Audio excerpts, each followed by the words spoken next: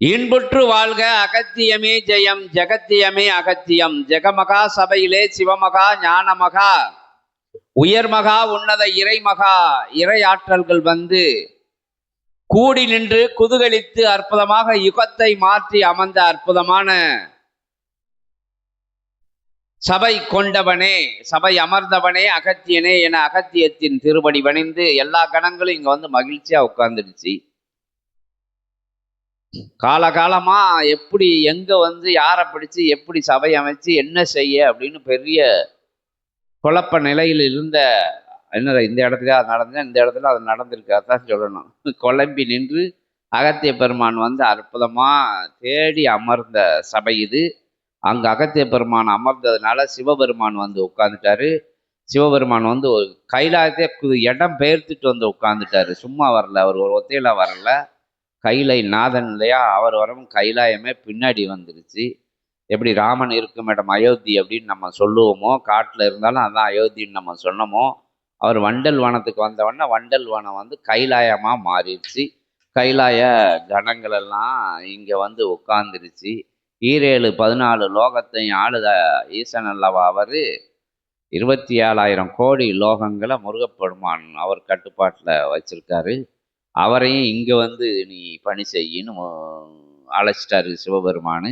யுகமாற்ற பணி செய்யறதுக்காண்டி சித்த சிவப்படைகளை திருமுருகப்படைகளை எல்லாம் ஒருங்கிணைக்கும் வேலையை வந்து திருமுருகப்பெருமான்கிட்ட அரசாட்சி பண்ணக்கூடிய மன்னனாக முடிசூடி அமர வச்சுட்டாரு. அமர வச்சுட்டு அவர் கையில் ஆட்சியை கொடுத்து சிவம் வந்து சிவனேன்னு அமைதியாக உட்கார்ந்து இலைப்பாரி கலப்பாறக்கூடிய தலமாக பெரிய பணியை கொடுத்துட்டு அவர் சும்மா உட்காந்துக்கிட்டாரு. புரியுதா?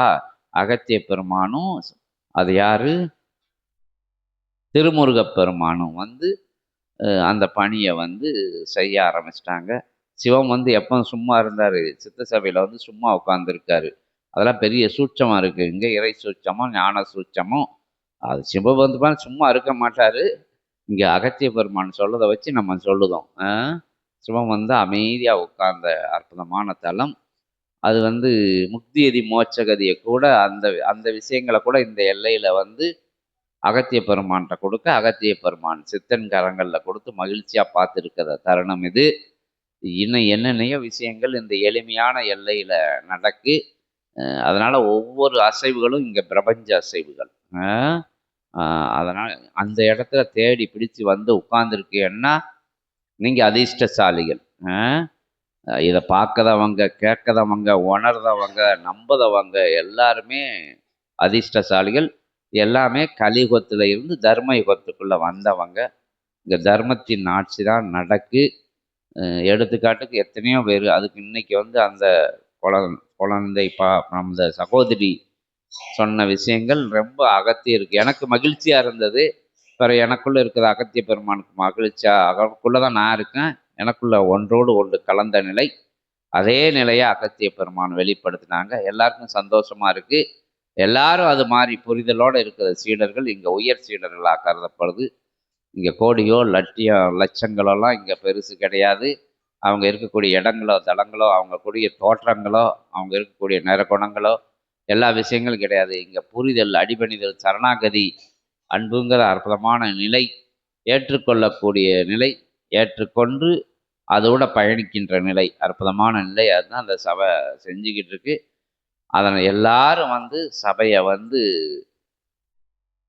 இந்த வட்டம் இன்னைக்கு வந்து அதை பற்றி தான் பேசணும்னு நினச்சேன். சபையோட பணி என்ன அப்படிங்கிறத சீடர்கிட்ட இன்னைக்கு முத்தாய்ப்பா முதல்ல அதைத்தான் பேசணும்.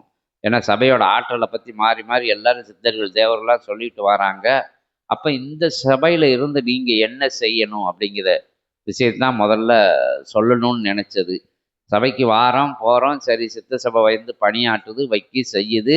நம்ம இப்படி தர்ம யுகத்தை படைக்கிறதுக்கு என்னென்ன விஷயங்கள் செய்யணும் அப்படின்னு சொல்லியிருக்குமே தவிர, இன்னும் சித்த சபையில் வரத சீடர்களுக்கு இன்னும் அடுத்த சச்சங்கத்தில் தெளிவாக சொல்லியிருந்தோம். இல்லாட்டி வருங்காலங்களில் எப்போமா சொல்லியிருந்தோம் அதிவிரைவில். சித்த சபை சீடர்களுக்கு எத்தனோ ஆன்மீக அமைப்புகளுக்குன்னு ஒரு கொள்கை, ஒரு கோட்பாடு, ஒரு விதிமுறை எல்லாமே இருக்குது. சித்த சபையில் வந்து இகலோக வாழ்க்கைக்கு போக மீதமுள்ள நேரங்கள், தன் இகலோக தேவைகளுக்கான தேடுதலுக்கு உள்ள நேரங்கள் போக வெட்டி பொழுதுகளா, வேண்டாத பொழுதுகளா, கைபேசி நிலைக்குள்ள பூந்து நிற்கின்ற பொழுதுகளா இருக்கக்கூடிய பொழுதுல கொஞ்சம் பொழுத சித்த சபைக்கு வேலை சித்த சபைக்கு வந்து அதை தாரை பார்த்து அந்த நேர பொழுதுல அந்த கால பொழுதுல என்ன செய்யுங்கன்னா, சித்த சபைக்கு என்ன புண்ணியம் உங்களுக்கு செய்யணும்ல, சித்த சபைக்கு ஒரு குறிப்பிட்ட கால நேரங்களை வச்சுக்கோங்க. சில நேரங்கள்ல உங்களுக்கு போக மிச்ச நேரங்கள்ல உயர் சீடர்கள் வந்து சித்த சபைக்கு செலவழிக்காங்க. அதை அதான் சபையோட உயர் நிலை கொண்ட தொடர்புடைய சீடர்கள் 2 பேருக்கு பகிர்ந்து விடுது, 2 பேருக்கு உபதேசங்கள் பண்ணது, 2 பேருக்கு இந்த சித்த சபையோட கொள்கைகளை செய்யுது. அப்படிங்கிற நிலையில எதிர்காலங்களில் செய்யணும் அப்படின்னு சித்தர்கள் வந்து அதை உள்ளுக்குள்ள உணர்த்தி உயர்வா அமர்ந்துகிட்டு இருக்காங்க. தேவியர்கள் எல்லாமே அந்த செயலை பண்ணிக்கிட்டு இருக்காங்க. எப்படி அங்கங்க இருந்தா உங்க எல்லையில எப்படி சச்சங்கம் போட வாய்ப்பு இருக்கா, இறையாளர்கள் இருக்காங்க, இறை தொடர்பாளர்கள் இருக்காங்களா, அங்க ஏதாச்சும் இறை அமைப்புகள் இருக்கா, ஆளி தாண்டியும் நாடுகளில் உள்ள விஷயங்கள்லையும் இங்கே எங்கே தமிழர்களோட அமைப்பு இருக்குது, எங்கே இறையாளர்களோட அமைப்பு இருக்குது, எங்கே ஞான பீடங்களோட அமைப்பு இருக்குது, எங்கே ஆசான்கள் இருந்து இப்படி இறைநூல் இல்லாமல் தவிச்சுக்கிட்டு வராங்க அப்படிங்கிற விஷயங்களையெல்லாம் படிப்படியாக அவங்களால முடிஞ்ச அளவுக்கு, அவங்களால தெரிஞ்ச அளவுக்கு, டார்கெட் கிடையாது, கம்பெனிகள் கொடுக்குற மாதிரி டார்கெட் கிடையாது, விஷயங்கள் கிடையாது, மைல்டாக அதாவது இயல்பாக அவங்களோட நேர பொழுது பொழுது அவங்கள்ட்ட வரும்போது அந்த நேரங்களில் இறை சபை பணியை வந்து கரம் எடுத்து எல்லாரும் செய்யணும். சிறு கிராம வளாகத்தில் இருந்தாலும் சரி, ஒரு சிறு நகரங்களில் இருந்தாலும் சரி, பெரு நகரங்களில் இருந்தாலும் சரி, பேரெல்லைகளில் இருக்கக்கூடிய சென்னை போன்ற அப்படி பல்லவதேயம் போன்ற பெங்களூர் அப்படி போன்ற வேற்று நிலை கொண்ட இடங்களில் இருந்தாலும், வேற்று மாகாணங்களில் இருந்த போதும், வேற்று நாடுகளில் இருந்துட்ட போதும் கூட இறைப்பணி செய்ய ஏதுவான விஷயங்கள் இப்போ சிவசபை சீடர்கள் அப்படி செஞ்சுக்கிட்டு இருக்காங்க. சொல்லாமலேயோ வருங்காலத்தில் இது சபை வந்து வற்புறுத்தலை, இதை ஒரு கொள்கையாக வச்சிருக்கல, இருந்தாலும் இறை சபை செய்யறதுக்கு இப்படி நீங்கள் செஞ்சு வாங்க அப்படின்னு ஒரு உத்தரவாகவும் போடலை.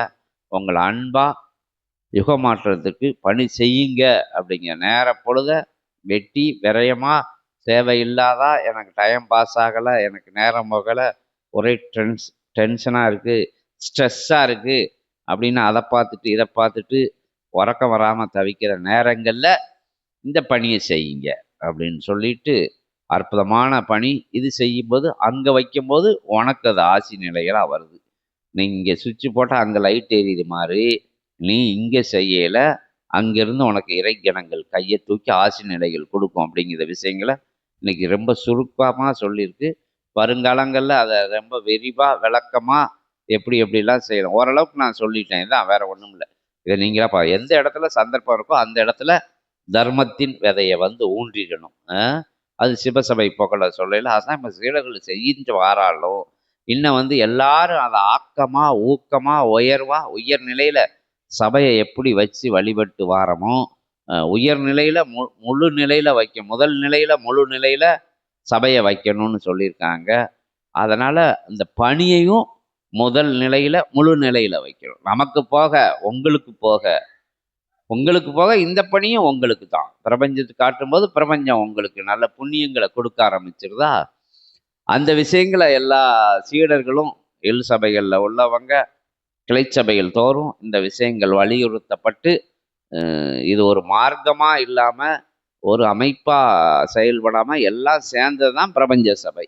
எல்லா தெய்வங்களையும் வழிபடலாம், எல்லா மந்திர நிலைகளையும் செய்யலாம். ஆனால் சபையை முதல் இடத்துல முழு இடத்துல வைக்கணுங்கில எல்லா தலங்கள்லையும் இறை சபையோட நாமத்தை கட்டாயம் சொல்லி அங்கங்கே இறையாளர்களை ஒருங்கிணைக்கும் பணியை இறைவன் செஞ்சுக்கிட்டு இருக்காரு. திருமுருக பெருமான் செஞ்சுக்கிட்டு இருக்காரு, பரந்தாமன் செஞ்சுக்கிட்டு இருக்காரு. எல்லா எல்லைகளும் நம்மளும் இறைவன் கூட சேர்ந்து வேலை பார்க்கறதுக்கு நமக்கு என்ன கசக்குமா?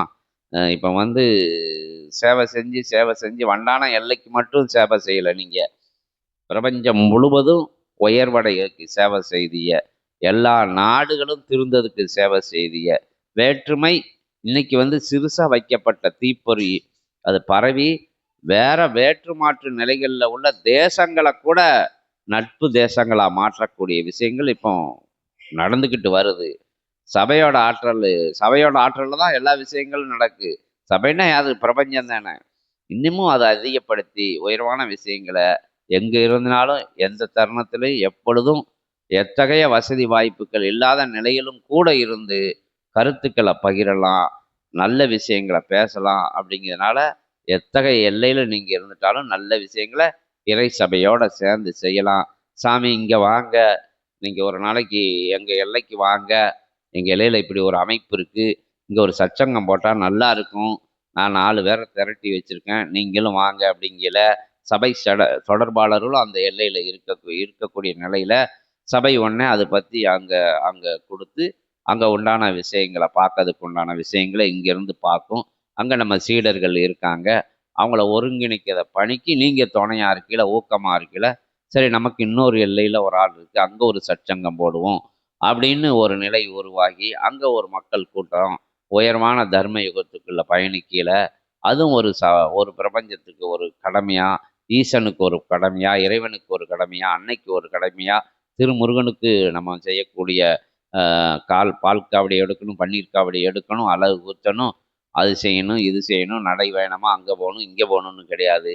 இப்படி செஞ்சது எல்லாத்தோடையும் உயர்வா இறைவன் எடுத்துக்கிட்டு எல்லாரும் எந்த தெய்வத்துக்கு செஞ்சாலும், எந்த எல்லையில் செஞ்சாலும், எந்த கோயிலில் போய் எங்கள் ஊரில் ஒரு கோயில் இருக்குது, இங்கே நல்ல ரம்மியமாக இருக்குது, சச்சங்கம் போடுறதுக்கு ஒரு ஆலமரம் இருக்குது, ஒரு அரச மரம் இருக்குது, ஒரு வேப்ப மரம் பெரிய மரம் இருக்குது, இங்கனக்குள்ளே போடலாம் சாமி, மதிய அன்னதானத்துக்கு ஏற்பாடு பண்ணி ரெடி பண்ணலாம், இங்கே கொஞ்சம் மக்கள் இருக்காங்க அப்படின்னா சரின்னு சொல்ல போகுது சித்த சபை.